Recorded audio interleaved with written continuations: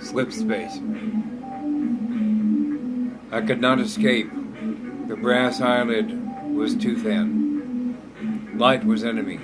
Declared double plus. The silk righted, the switch was pulled. Great re-education ensued. A plain color of fame and handfuls of script prompt the old friend by the door. Language of the brow, unclear to the foe. Life and photon. Physic. Him began by examining the myriads of canals and tubes in his hand, affirming the release of tamed brain. All is forgotten. Then a memory, in real time, uncopied. 1-inch. History echoes a Spielberg reverse, a filter that counts, a backward paradigm. The heady AC ache revealing option double decimal, the zero at the end of verse. The proverbial middle, the unknown relative. The slash, prohibiting emotion. The curb is cold, and the ground is low. Yesterday's visit to the now, the then future, the now is gone. Erased. Museums of classrooms, tidy and unrealistic. The old of the past is wiped of fodder, and the winter of any given page, fresh from the grass, the nylon lawn. The delicacy and understanding of mid. The season is filled with unrealized discontent. Each leaf decays the essayist, its vine fed by the insistent peach of gluttony. None of the cars knew a driver, never felt the sting of the whip, which a natural key would wire the insane journey. The from-like star tells of its horrible light.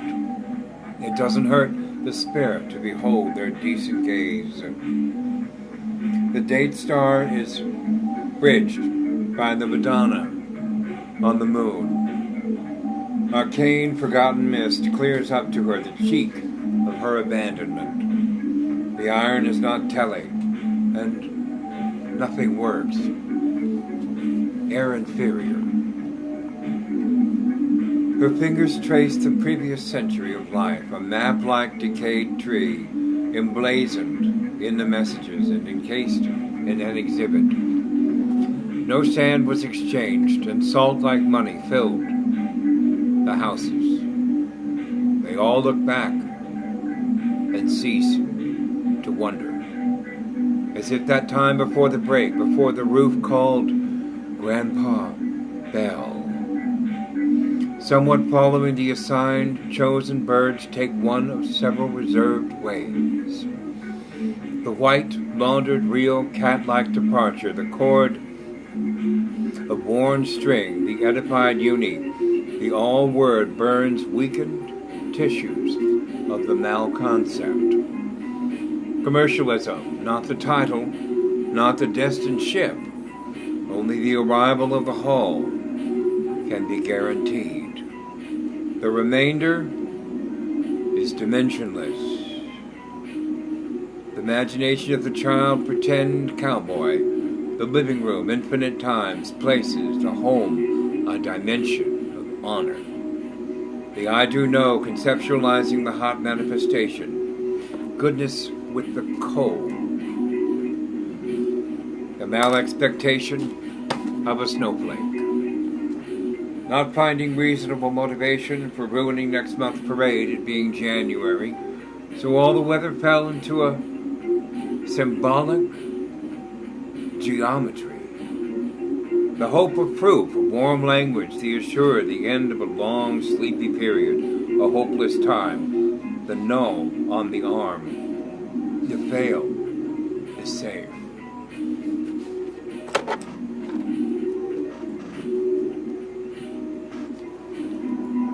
All right. right, this one's The Enemies of Sleep. This is intended to be part 10 of The Galilee Hitchhiker, a 9-part poem written by Richard Brautigan in 1967, the year before I was born. The 9-part poem features a recurring character, Baudelaire. And so, here's part 10. So, Ianthe, listen up, if you are watching.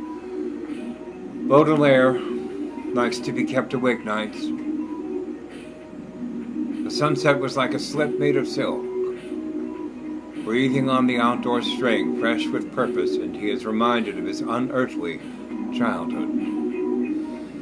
As the Seattle rain sends all the light that the moon needs, it was particle. It mattered. Trevor Garrett, an ex-pirate from a Stevenson brainstorm, carrying half a bottle of port and smelling like a dream. They would pretend they were on a Merriam-Webster, the Merriam-Webster, and look out the window of the Chinatown Skid Row Hotel and see just the blue ocean stretching out infinitely. The night of revelry and imagination ended with the same way. You've heard it 1,000 times. Trevor Garrett has to walk the plank as punishment for mutiny. When he falls into the water, he is instantly consumed by a fire-eating demon dragon. But at the last moment, Garrett is once again waterborne. I have a bitter taste to me. It's what keeps me alive, he would say to the boy. It was the only joke he ever told. Then Baudelaire would reach for Trevor's eye patch and look beneath it. Point 603. Father Oxygen came for a brief visit. Clouds of decency rained down beyond the dark, stagnant blindfold. The anti-art of knotted, myopic oppression. The walls of radio are channeling and they don't think back. The thought, energy during captivity, the arrest of humanity. The energy unwrites the commands, the continuum confused, the super pitch simulated. A real, tangible echo, reminding the wing of courage, time down to the micro. The man, the wave, goodness, and ingenuity. Driving away the insistent non-beat, survival, the main topic. Identify the label and tear it from mind. This is kind of like a short story, very short story, it's like a half a page. It's called Industry, Part 1. Quote, no, not me and Ian, she corrected, Ian and I. She possessed in her decaying mind a solid, hard-won governess's authority. Grandmother, while secretive about the others in the building and rejecting with tragic wistfulness my suggestions, was alarmingly attentive towards me. One evening, Freya, Florence, came over. Jesse, my stepfather, swung by in his Toyota long bed to collect her. The Third Man, a favorite film of hers from the 1940s, was about to be broadcast. But after a few moments, Freya was somewhat apologetic. Tina, it's just not the same.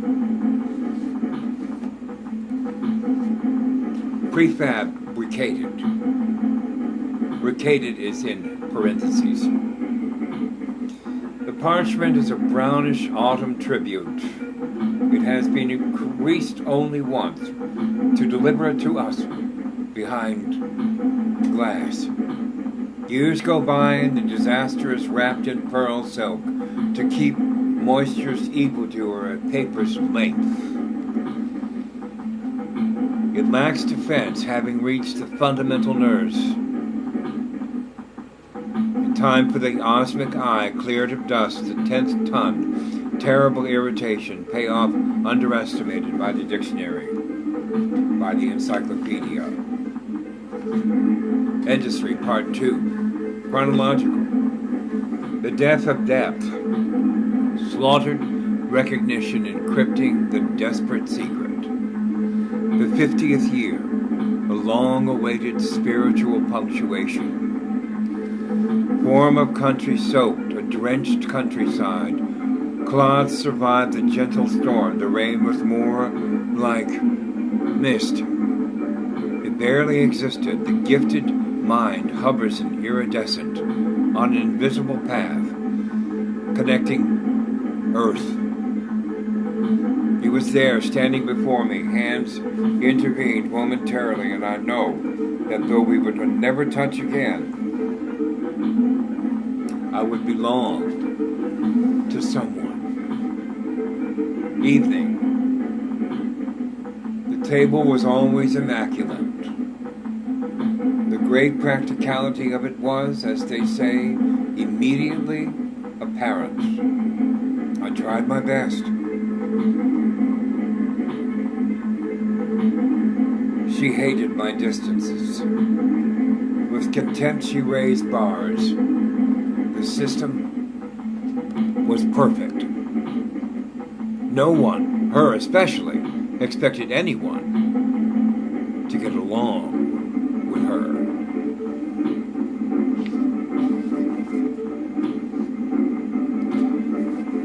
Devoid of purpose. This is pretty much the reason I'm putting this video up. Look at the transom for the reminder, causal tremendous, great suffering, divine catharsis. The terrible mind, premature age, years indigenous to time. Imagine a fleeting moment. Thought occurs to the tiny file. Something unexpected happens. Some of the parts. It ended up being only theoretical.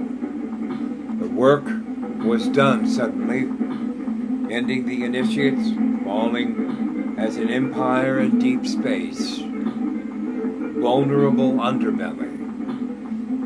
A flash of destruction, brief terror cries out for a moment. Percentile of terrible noise going at war with peace. Most of them. Year 46, tons of longing returning all the crinkled paper love. Quote, "There are some things we are better off knowing," she once said. I had been asking about how many times she was married. I did not know that my grandfather John was her second husband. Her face went all tight. Freya was nothing if not wistful. She never spoke in the past tense. "You've so much to learn," she told me, in a tone she intended to be hopeful. I'm going to stop this and I'm going to read the poems I just wrote today in the next one.